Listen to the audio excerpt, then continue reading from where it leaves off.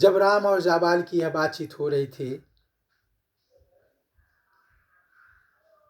तो फिर उसमें वामदेव हस्तक्षेप करते हैं कि तब वामदेव ने कहा, धन्य भावुकता, कर सकता उसका मूल्य कौन है चुकता। भावुक जन से ही महत् कार्य होते हैं, ज्ञानी संसार असार मान रोते हैं। वामदेव कहते हैं कि भावुकता धन्य है, क्योंकि संसार में जो कुछ भी महत्वपूर्ण घटता है, रचनात्मक होता है, उसको भावुक लोग ही करते हैं। महान कार्य भावुक लोग ही करते हैं। ज्ञानी लोग तो इस संसार को मिथ्या मानकर रोते रहते हैं, दुख मानते रहते हैं। किनसे विवाद है आर्य आप करते हैं, बोले लक्ष्मण ये सौख्य खोज मरते हैं। सुख मिले जहां पर जिन्हें स्वाद वे चखें, पर औरों का भी ध्यान कृपा कर रखें।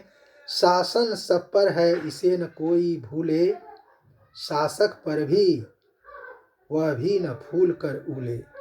इसके बाद लक्ष्मण सुनते सुनते जब नहीं रह पाते हैं तो वे भी अपना मत व्यक्त करते हैं और कुछ जाबाल से खिन्न से नजर आते हैं।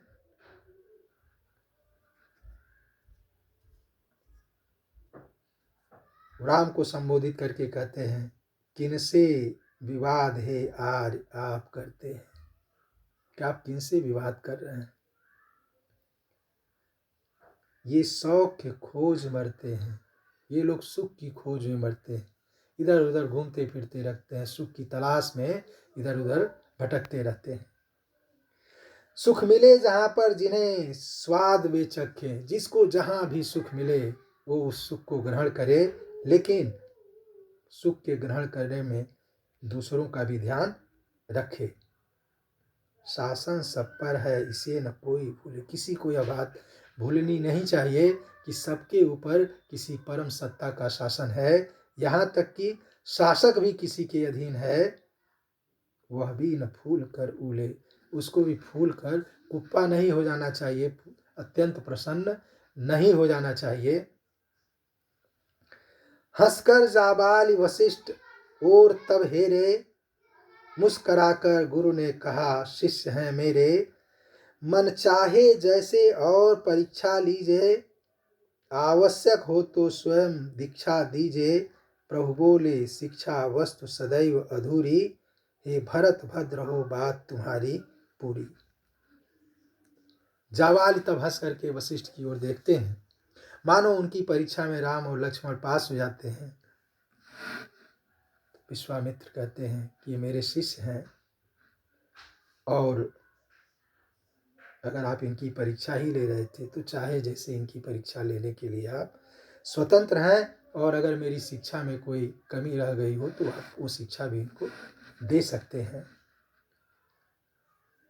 प्रभु बोले शिक्षा वस्तु सदैव अधूरी, हे भरत भद्र हो बात तुम्हारी पूरी। ये शिक्षा हमेशा अधूरी वस्तु है। व्यक्ति जिंदगी भर सीखता ही रहता है, सीखने का क्रम कभी समाप्त नहीं होता है। इसलिए जो कोई भी शिक्षा किसी को देता है वो उसके लिए गुरु तुल्य होता है, और व्यक्ति को हमेशा शिक्षा ग्रहण करने के लिए तैयार रहना चाहिए। राम भरत से कहते हैं कि भरत आप अपनी बात पूरी कर लीजिए। ये जो पूरा प्रसंग है वो अच्छे संवाद का उदाहरण है कि संवाद पात्र के अनुकूल है, परिस्थिति के अनुकूल हैं, कथा की गति को आगे बढ़ाने वाले हैं, प्रभावशाली हैं और संक्षिप्त हैं। ये अच्छे संवादों की विशेषताएं होती हैं। हे देव विफल हो बार बार भी मन की, आशा अटकी है अभी यहाँ इस जन की। यद्यप मैं अपने प्रयास में बार बार विफल रहा हूँ, फिर भी मेरी आशा भी शेष है।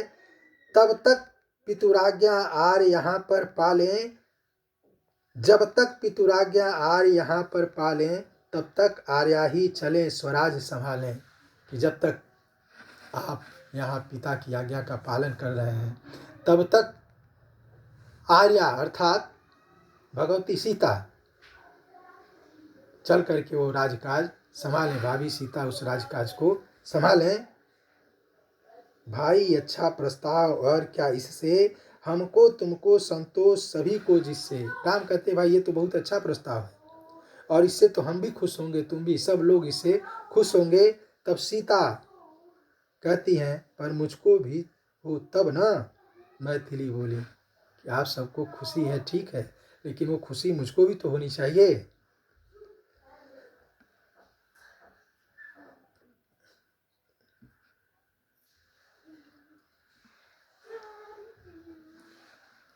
कुछ हुई कुटिल सी सरल दृष्टियां भोली।